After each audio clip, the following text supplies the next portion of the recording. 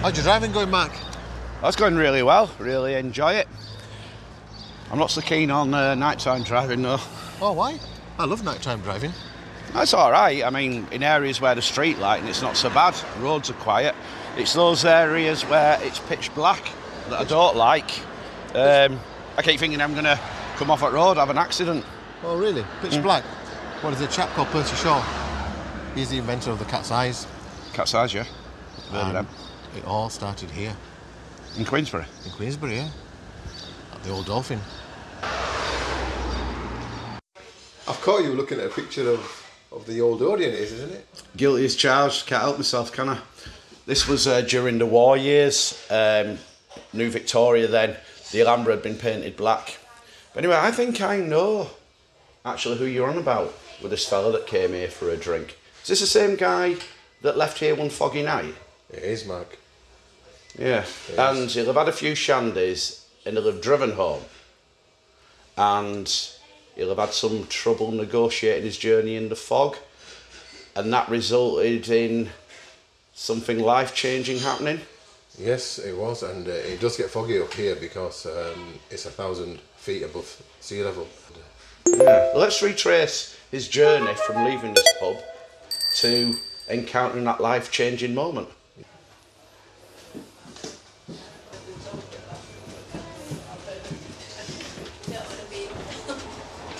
So Percy would have come out of the establishment, got into his Model T car, turned right, headed up towards Queensbury, down towards his home, along the windy road to Boothtown.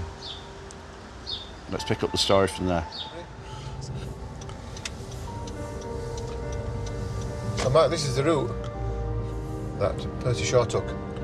On that foggy night in December 1933. Yeah, and clearly it will have been very, very foggy. I bet visibility was down to a few feet. Yeah, because the street lighting will have been quite basic, and dare I say it, back then the car lighting system will have been quite basic. Yeah, that's right. You know what? It'll have been, what we're seeing now will be exactly the same as what he will have seen, give or take a shot from the two. And this is where we are about to leave Bradford and cross over into Halifax. So we're now approaching a stretch of road which you say changed the lives of future motorists forever. The benefits to motorists can't be quantified. I wonder what could have happened on this stretch of road to engender such a change. Percy Shaw drove his Model T on this windy road on a very, very foggy night. Now, it was foggy to the point where he couldn't even see the shape of the road. Wouldn't he have had tram lines or anything like that to help him? They were removed to be repaired. All right. You can see on the right hand side it's... well, that's a hazardous drop.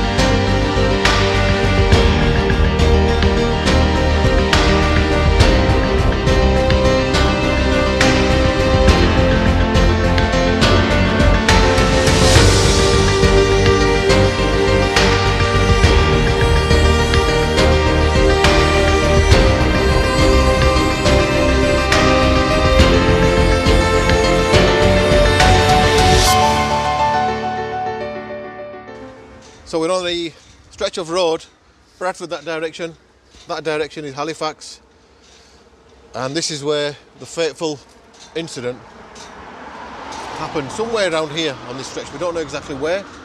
Percy Shaw drove down this road. It was very foggy. I'm sure it was down to a few feet possibly, visibility.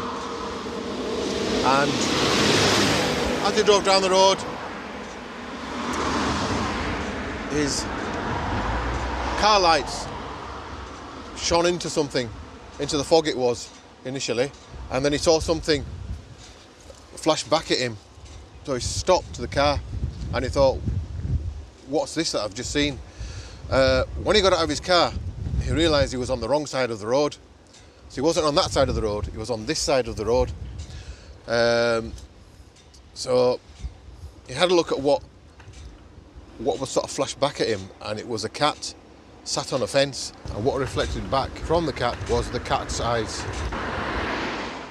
Obviously nowadays we have modern barriers, and the fence could have been, obviously it's not this, but it could have been set back as far as this. He thought to himself, that cat saved my life, and he came up with an idea, which we now know as cat's eyes.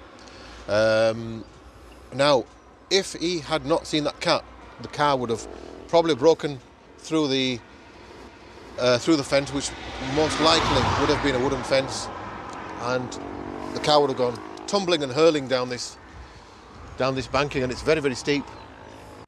Who knows where he would have ended up, whether he would have lived or survived. Probably, most likely, he wouldn't have survived. It's a real toss of the coin moment, that, because, you know, had the cat not been there, and like you say, he could have almost certainly lost his life. But because of the cat, and because of the circumstances, it actually changed everybody else's life as a result. Yes, it did. A life-changing episode, indeed. It did, and it all originated from Bradford, which I think is a fascinating event, really. So it also shows you the mindset of that day, that people were into inventions, improving circumstances, bettering people's lives. It's a major event. Yeah, I mean, and even more so today, because right behind you is a 50-mile-an-hour limit sign. And driving on here is something I don't do at 50 mile an hour when I travel at night. Yeah, it's much less. Yeah. Much less, even myself. I was driving up here recently. 35, 40, somebody was very close behind me, you know, sort of encouraging me to go faster, and I wouldn't. I still don't think it's safe. No. And all of that, so whenever we're on motorways and we see those cat's eyes, our minds should be diverted to this corner. Yeah, it's true. And not only here, it's throughout the world these cat's eyes are. Yeah. Wherever you go, whichever country in the world, if there's no street lighting, you're normally guided by the cat's eyes, and it generally keeps you safe. A little unassuming corner on the edge of Queensbury changed road safety forever. Yes, it did. What a fascination. What I'm going to do now, I'm going to take you down towards the factory that Percy Shaw had, and we'll show you some cat's eyes that are set in a road that are down there. Is that quite local to here? It's local, yeah. It's just at the bottom of the hill, so he'll have sort of passed that on his way home, because he used to live in this area. Wow. So we're here at Percy's former premises, and we've actually got a cat's eye. And as you can hopefully make out, it's quite pliable. It's made of rubber. And there's the eyes there. It can actually get different colours as well.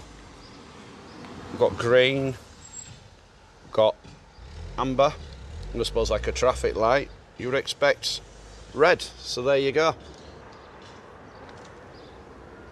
It's quite a cool thing to handle a cat's eye. I think it'd be really, really good to actually revisit that corner at night time to see the cat's eye in action. It's a very good idea. Let's try that at some point. Yeah. I did notice as well, Mark, that there are some set here. Yeah, I don't know for sure whether or not these mounts, for want of a better phrase, are from the 1930s. Ah, right, yes. Yeah. It does say cat's eyes on it though, I can see that. Yeah. Yeah, I'm surprised when you press them down, they just seem to press in and reshape quite easily. So obviously when you press them down, it's self-cleaning, isn't it? Yeah.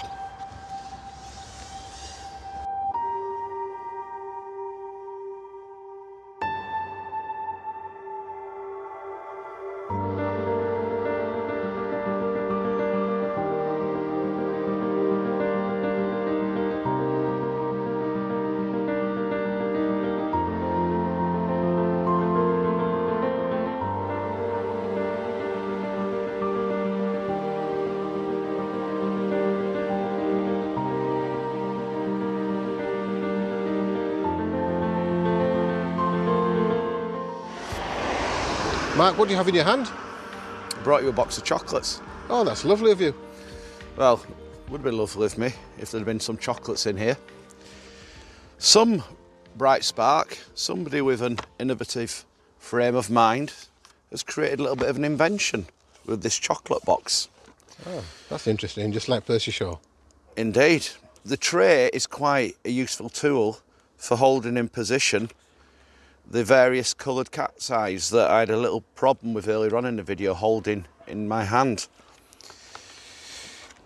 But what we said we'd do is we'd return here at night and show these at work. All right, Mark, so what I'm going to do, I'm going to switch on the light and see how these cat's eyes lens reflect the light. And they're very bright. They look really nice as well. I'm just going to zoom in to give you an idea of the reflection. And you have to remember these cat's eyes lenses are not battery powered. No, just purely reflective. And those drivers that use motorways, these various colours will be very familiar to them. They keep us within our lanes, they keep us safe, they help us leave the motorway safely. And I bet they've saved millions of lives, Mark. Yeah. Including mine. Whether that's a good thing, we don't know, but let's hope it is. I think it's a good thing. Thank you. I also remember that you showed a cat's eyes. I did indeed. Would you be able to show it again so we can Sure.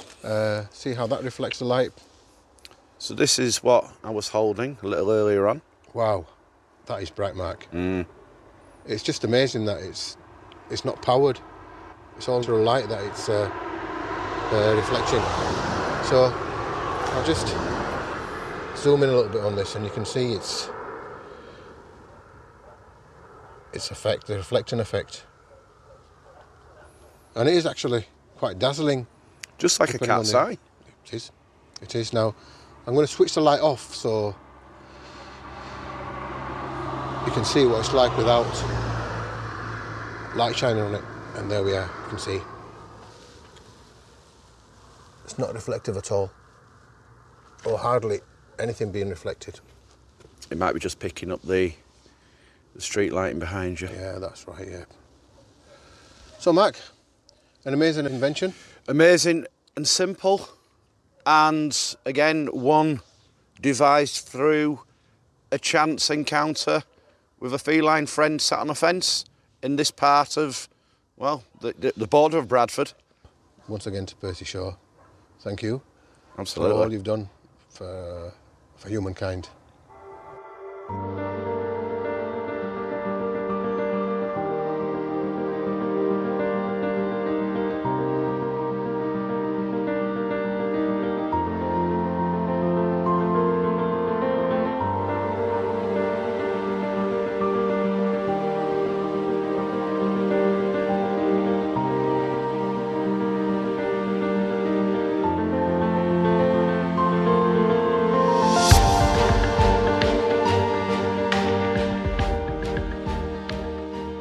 We hope you've enjoyed this video. It's been quite an interesting one to do. It's been quite a fun one to do. It's been mostly pleasant, apart from that stench that's in the air. Can you smell it? Yeah, it's vile. Wafted around. Yeah, I wonder what it is. It smells like decay to me. Well, let's hope it's not a cat. A rotting cat. Oh gosh. Until our next video.